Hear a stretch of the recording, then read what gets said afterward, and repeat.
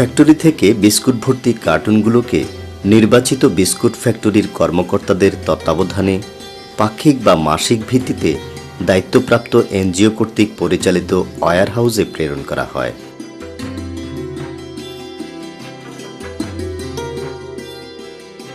Wire house থেকে একই প্রক্রিয়ায় দায়িত্বপ্রাপ্ত এনজিও কর্মকর্তাদের তত্ত্বাবধানে প্রকল্প এলাকার বিদ্যালয়গুলোতে প্রেরণ করা হয় পাক্ষিক বা মাসিক ভিত্তিতে। প্রকল্প এলাকার যোগাযোগ পথ যতই দুর্গম হোক না কেন, এনজিও কর্মীদের দক্ষ তত্ত্বাবধানে সময় মতোই বিস্কুটগুলো বিদ্যালয়ে পৌঁছে যায়।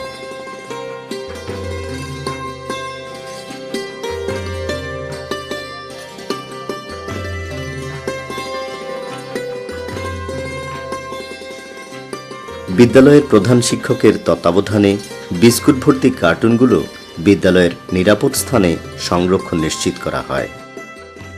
তাহলে তো আমি ফাইসে গেলাম। আমি তো এখন চিন্তা পড়ে গেছি লাতি। আমার তো তাহলে ব্যবসা বন্ধ। ব্যবসা বন্ধ নয়, তাহলে একটু বিবেক দিয়ে চিন্তা করে দেখ। আগের প্রধানমন্ত্রী এই সকল কিছুর আগে রেখেছে শিশু শিক্ষার মূল্যায়ন, শিশু শিক্ষার উন্নয়ন। কারণ জাতির ভবিষ্যৎ কারা? আমাদের ছেলে পাইলাগুলা। আগের ওই এই মন্ত্রণালয়ে যে বড় বড় স্যাররা রয়েছেন না, তাদের মুখে আমি শুনে আসলাম স্যাররা কহলছে কি কহছে যে যেমন তোর ওই মাথা ব্যথা হইলে তুই প্যারাসিটামল খাই, ওই লাপা খাই, যেমন নানির ওই যে কোমরের ব্যথা হইলে তুই বাম দিয়ে মালিশ করে দিস।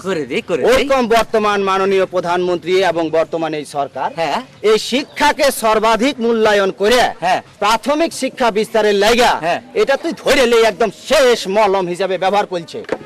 আর যদি আল্লাহ কপাল গুনে এটা ঠিক হয়ে গেল তাহলে হাগের দেশের সকল গরিব শিশুর দায়িত্ব প্রধানমন্ত্রী লিয়ে লিবে।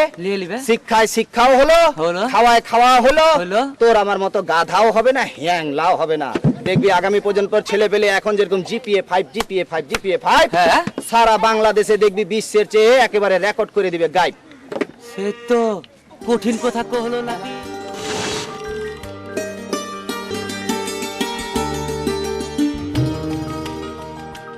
দূর দূরান্ত থেকে বিদ্যালয়ে আসে দারিদ্র পীড়িত অঞ্চলের সুবিধাবঞ্চিত পরিবারের শিশুরা। শ্রেণীকক্ষে আসার পর তাদের চোখে মুখের ক্লান্তির ছাপ এখন আর দেখা যায় না। মনে স্বস্তি আর আনন্দ নিয়েই তারা এখন লেখাপড়া শিখছে তাদের শৈশবের বিদ্যাপীঠে। কারণ একটাই, স্কুল ফিডিং কর্মসূচি।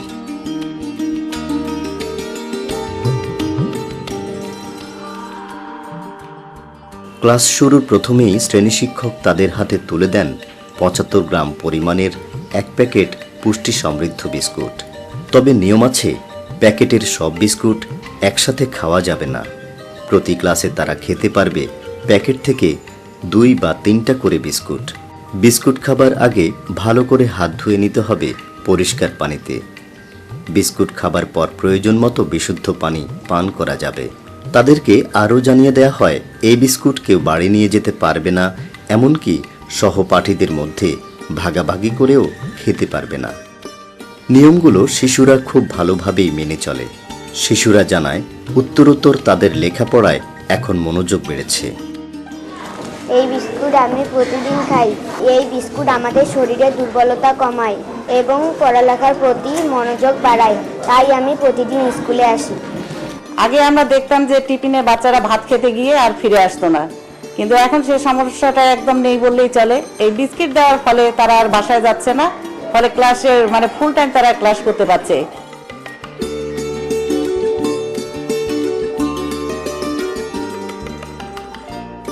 তাহলে এ লাথি ওই ছোট শিশু আর এই বড় শিশুটাও তো একই রকম। আমাকে লাগে একটা বিস্কুট আনবি না তুই?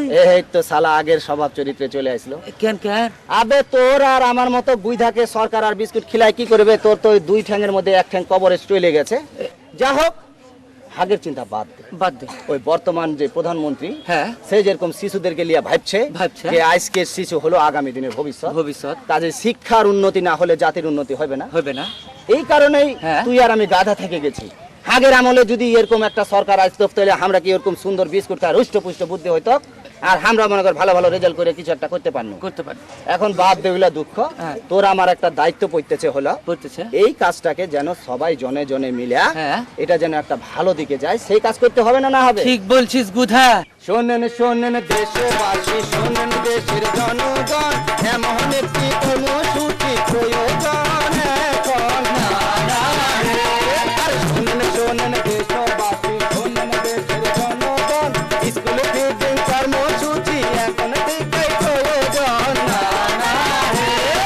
শোনেন শোনেন দেশবাসী, শোনেন দেশের জনগণ, এমন ভালো কর্মসূচি এখন তো প্রয়োজন।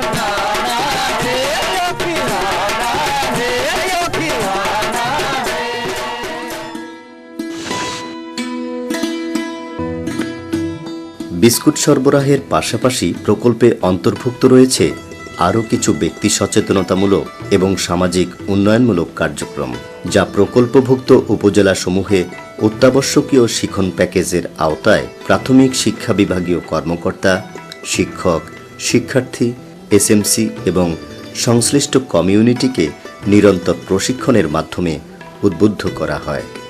কার্যক্রমগুলো হলো শিক্ষার্থীদেরকে বছরে 2 বার কৃমিনাশক ট্যাবলেট সেবন করানো, এসএমসিতে নারীর অংশগ্রহণ বৃদ্ধি, স্বাস্থ্য, পরিষ্কার পরিচ্ছন্নতা এবং পয়ঃনিষ্কাশন বিষয়ক শিখন কার্যক্রম, বিদ্যালয় প্রাঙ্গণে সবজি বাগান সৃজনে শিক্ষার্থীদেরকে উৎসাহিতকরণ, স্কুল ব্যবস্থাপনা কমিটি এবং সংশ্লিষ্ট কমিউনিটিকে HIV/AIDS সম্পর্কে সচেতনকরণ, দুর্যোগ ঝুঁকি হ্রাসে সচেতনতা বৃদ্ধিকরণ। আমি এবং আমার কমিটির সদস্যবৃন্দ এই কার্যক্রমটি সুচারুভাবে সম্পাদনের জন্য অংশগ্রহণ করে থাকি। আমরা লক্ষ্য করি যে এই বিস্কিটগুলো ঠিকভাবে বাচ্চারা খাচ্ছে কিনা, পানিটা যথাযথভাবে খাচ্ছে কিনা, আপনার কৃমিনাশক যে এগুলো সেগুলো দেওয়া হচ্ছে কিনা, এই বিষয়গুলো দেখি।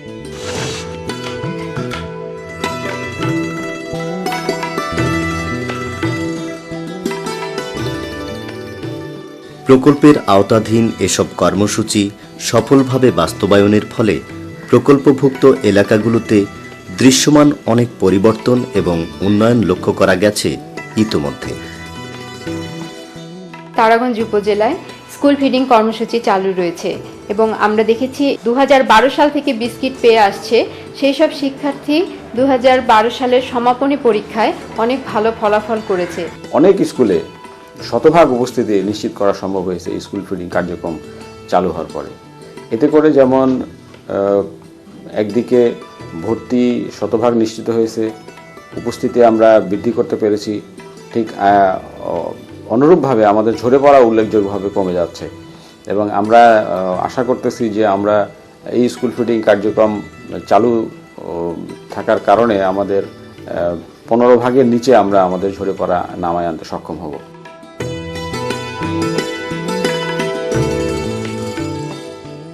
দারিদ্র্যপীড়িত অঞ্চলের সুবিধাবঞ্চিত পরিবারগুলোর সন্তানরা এখন যোগ দিতে সমর্থ হয়েছে দেশের শিক্ষিত জনগোষ্ঠীর কাতারে।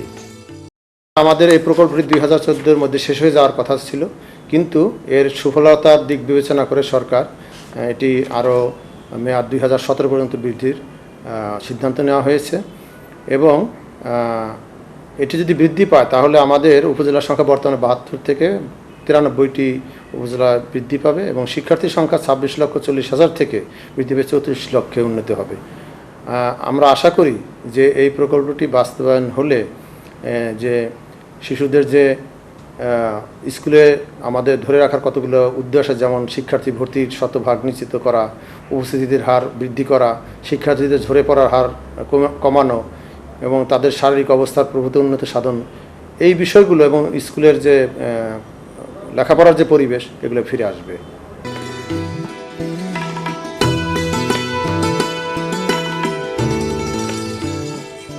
মাননীয় প্রধানমন্ত্রী জননেত্রী শেখ হাসিনা প্রকল্পটির বিষয়ে বিশেষ আগ্রহ দেখিয়ে থাকেন সবসময়। তারই আগ্রহে বাংলাদেশের দুটো উপজেলায়, বরগুনার বামনা উপজেলায় এবং জামালপুরের ইসলামপুর উপজেলায় দুটি ইউনিয়নে পাইলট ভিত্তিতে রান্না করা খাবার পরিবেশন করা হচ্ছে। আমরা আশাবাদী স্থানীয় জনগণের উৎসাহে এবং শিক্ষার্থীদের অভিভাবকদের সক্রিয় অংশগ্রহণের মাধ্যমে এই প্রকল্পটিও সারা দেশেই জনপ্রিয় হবে এবং আমরা এটির ফলাফল দেখে আমাদের ভাবনায় রয়েছে যে এটি আমরা সারা দেশে এই জাতীয় মিড ডে মিলের প্রকল্প চালু করব। আমরা ইতিমধ্যে দেখেছি যে উন্নত মানের পুষ্টি সমৃদ্ধ বিস্কিট যে সকল শিক্ষার্থীরা গ্রহণ করছে তাদের স্বাস্থ্যের উল্লেখযোগ্য উন্নতি হয়েছে, তারা নিয়মিত স্কুলে যাচ্ছে, শিক্ষার্থীদের ভর্তির হার বেড়েছে, একই সঙ্গে আমরা দেখেছি তাদের ঝরে পড়ার হারও অনেকটাই কমে এসছে। খুব শীঘ্রই আমরা ন্যাশনাল স্কুল ফিডিং পলিসি তৈরি করার উদ্যোগ নিয়েছি এবং আমার বিশ্বাস 2017 সাল নাগাদ এই পলিসির নির্দেশনায় আমরা সারা দেশেই নতুন আঙ্গিকে এই পুষ্টিমান সমৃদ্ধ বিস্কিট প্রকল্প চালু করতে সক্ষম।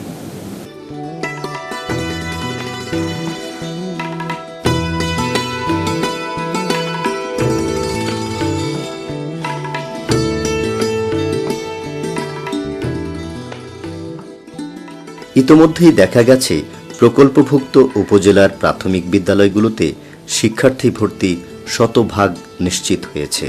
উপস্থিতির হার পূর্বের তুলনায় গড়ে 5% থেকে 13% বৃদ্ধি পেয়েছে। শিক্ষার্থীদের শারীরিক অবস্থার উন্নতি হয়েছে, ঝরে পড়ার হার কমেছে।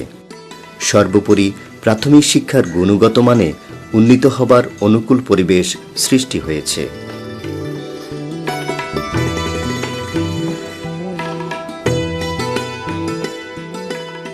সরকারের বাস্তবায়নকৃত মহতী প্রকল্প স্কুল ফিডিং কর্মসূচির স্থায়িত্বশীলতা আরও বৃদ্ধি পাক।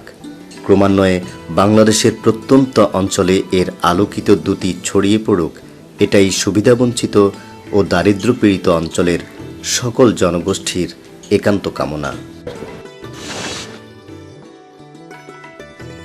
আমাদের দেশে পুষ্টির কথা চিন্তা করে গ্রামের মানুষের যেহেতু পুষ্টি সমৃদ্ধ খাবার আমরা সবাই সরবরাহ করতে পারি না, খাবারের অভাব তেমন একটা না থাকলেও পুষ্টিসম্মত খাবার কিন্তু আমরা বাচ্চাদের দিতে পারি না, যার কারণে আমাদের যে লাভের ব্যাপারটা সেইটা থেকে আমরা কিছুটা বঞ্চিত হচ্ছে, আমাদের শিশুরা অমনোযোগী থাকছে।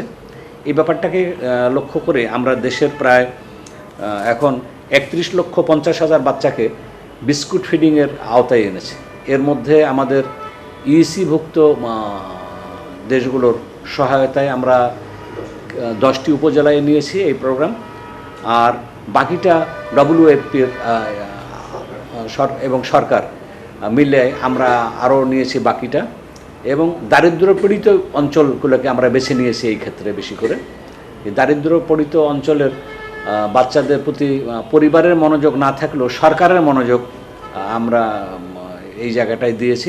আমরা দেখেছি এটার ফলে আমাদের লাভ হয়েছে অনেক, ঝরে পড়ার হার কিন্তু এটা অনেক বেশি ছিল।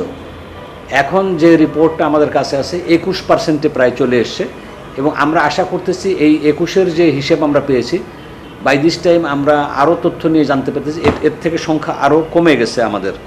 তা আমরা আশা করব যে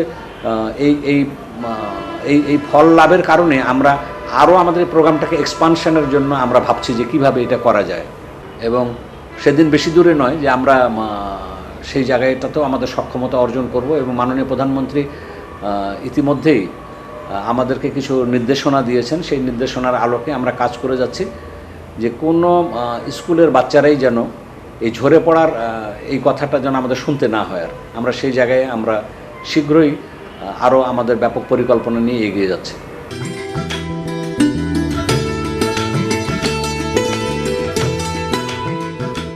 এই প্রকল্পের প্রভাবে কোমলমতি এসব শিশুরা নিশ্চয়ই একদিন উচ্চশিক্ষিত এবং দক্ষ জনসম্পদ হিসেবে গড়ে উঠতে সক্ষম হবে। আলোকিত হবে বাংলাদেশের প্রত্যন্ত অঞ্চলের পিছিয়ে পড়া সকল জনপদ।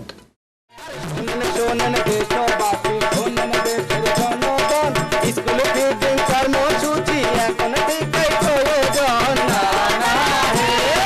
শোনেন শোনেন দেশবাসী, শোনেন